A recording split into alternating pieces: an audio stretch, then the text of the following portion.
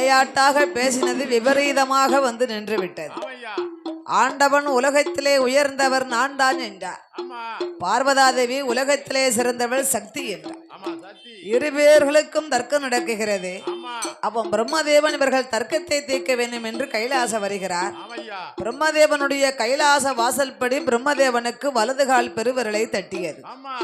வலதுகால் பெருவிரலை வந்த உதரத்தை வலது கையிலே ஏந்தி கொண்டு மறுபடியும் கையில எங்கிரி வருகிறார்.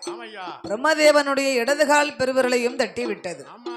இடதுகால் பெருவிரலை வந்த உதரத்தை இடது கையிலே ஏந்தி கொண்டு கைலாசத்திலே வந்து பகவான் பார்வதி இருபேர்கள் தர்க்கத்தை நிறுத்தினார். பரமேஸ்வரா, அம்மை அப்பன் என்றுதான் அகில உலகமெல்லாம் சொல்லுகிறார்கள். அப்பன் அம்மை என்று யாரும் சொல்லவில்லை. ஆகையினாலே ஆணும் பெண்ணும் சேர்ந்ததுதான் அகில உலகமும், சக்தியும் சிவனும் சேர்ந்ததே சகலமும். உங்களுக்கு தர்க்கம் நடக்கலாமா என்று எடுத்துரைத்த பொழுது இறைவனாகிய பகவான் தன் உடம்பில் சரிபாதி பங்கிட்டு ஆணும் பெண்ணும் உலகத்திலே சமம் என்று எடுத்துரைத்தார். சிவபெருமாளே, உங்கள் தர்க்கத்தை நாம் தீர்க்க வந்த வேளையிலே இரண்டு கால் பெருவிரலும் தட்டி உதிரம் வந்து விட்டது. அதை இரண்டு கரத்தில் ஏந்தி வந்திருக்கிறேன். இதற்கு நாம் ஒரு பிறவி செய்தாக வேண்டும் என்று வலதுகால் பெருவிரலை வந்த உதிரத்திற்கு ஒரு ஆண் குழந்தையாக பிறவி செய்தார்.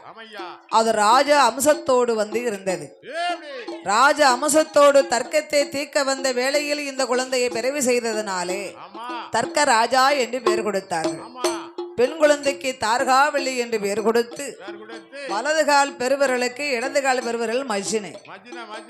ஆகையினால் இருவேர்களுக்குமே ஒரு முறையும் கொடுத்தார். மச்சனே மச்சனம்னா என்ன முறை வேணும்? மச்சானும் குழந்தையானும்.